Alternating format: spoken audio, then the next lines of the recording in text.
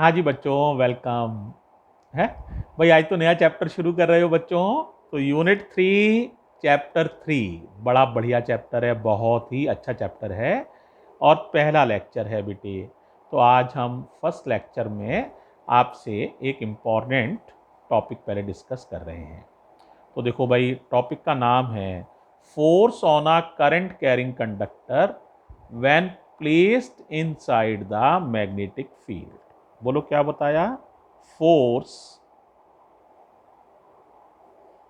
On a current carrying conductor when placed inside the magnetic field. देखो बेटा, नाम से कुछ क्लियर हुआ? क्या मतलब है बताओ? अच्छा, सारी बात तो समझ में नाम से ही आ जाती है फिजिक्स में। इसका मतलब है बेटे, अगर कोई करंट कैरिंग कंडक्टर है, यानी एक ऐसी तार जो करंट ले जा रही है और उसको कहाँ रख दो? मैग्नेटिक फील्ड में। तो उस वायर पर एक फोर्स लगता है और उस फोर्स को हम कैलकुलेट करना चाहते हैं। फिर दोबारा समझो, वायर को कहाँ रखना है? मैग्नेटिक फील्ड में। वायर में से क्या जा रही है? करंट। तो उस पर एक फोर्स लगेगा, उसे कैलकुलेट करना है। अब पहला सवाल तो दिमाग में यही आता है, सर फोर्स क्यों लगेगा? तो जरा ध्यान से सुनो।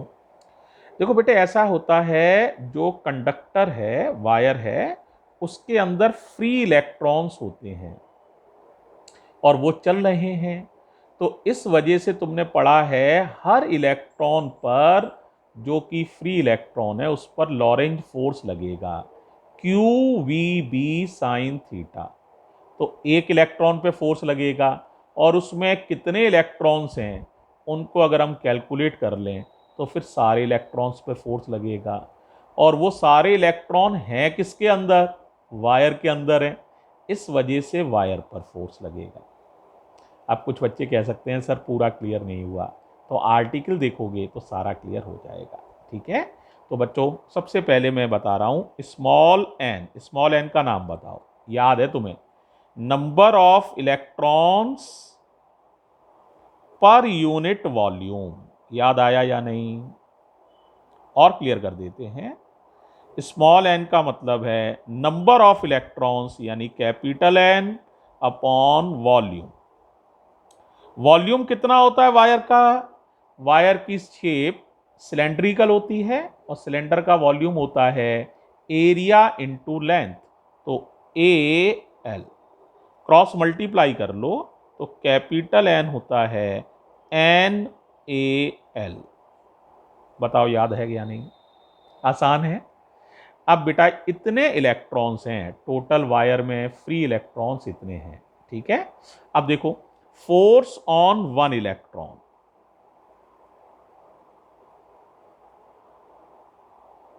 कौन सा फोर्स है? Lorentz force.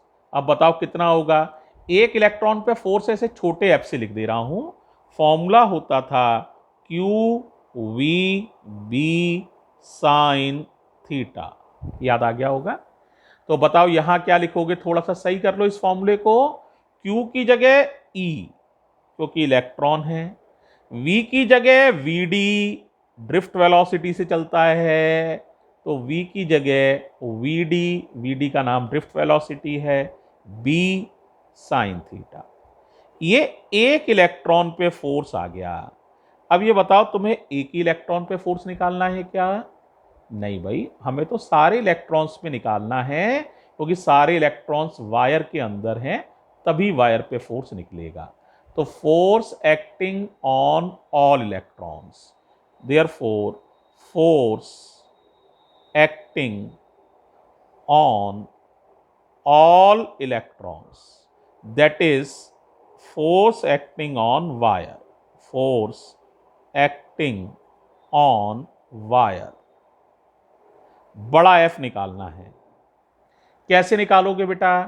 एक इलेक्ट्रॉन का फोर्स मालूम है और इतने इलेक्ट्रॉन्स हैं, तो आप मल्टीप्लाई कर देंगे एक इलेक्ट्रॉन का force into number of electrons. अब बताओ एक इलेक्ट्रॉन का कितना फोर्स है, सारे बच्चे बताओ कितना है, बताओ। ये लिखा हुआ है तो आप लिख देंगे E V D B sine theta into capital N, यानी small N A L, N A L. अब पहचानो, एक फॉर्मूला बन रहा है, पहचानो, याद आ जाना चाहिए। तुमने पढ़ा हुआ है आई का formula N E A V D, पढ़ा है। तो देखो यहां से N E A V D, ये चारों लेटर हट जाएंगे जिन पर टिक के निशान है, आई आ जाएगा तो बचेगा क्या, I L B sine theta, I और एल और बी और sine theta.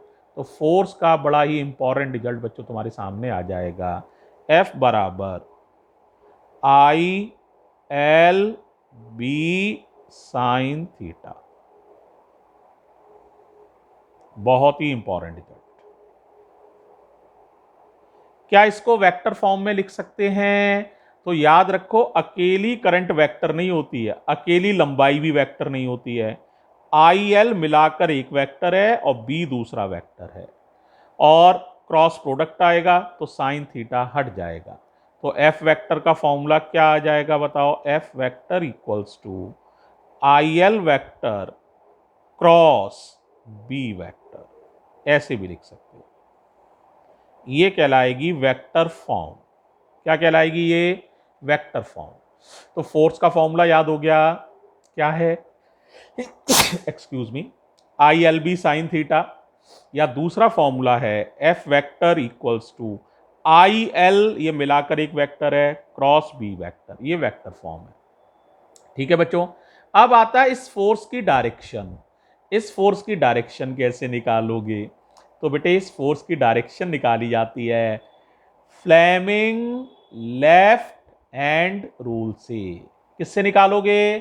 Fleming's left hand rule. अब कोई कहे Fleming left hand rule sir पढ़ाया है, ऑफ कोर्स मैंने पढ़ाया है, याद करो ये वाला रूल है। ये क्या होता है? Current central finger. ये क्या होता है? Magnetic field. और ये होता है फोर्स, याद आ गया होगा, करंट, मैग्नेटिक फील्ड, फोर्स। इससे इस फोर्स की डायरेक्शन निकाली जा सकती है। Is it okay? तो ये फर्स्ट आर्टिकल आपका कंप्लीट है। थैंक यू बच्चों।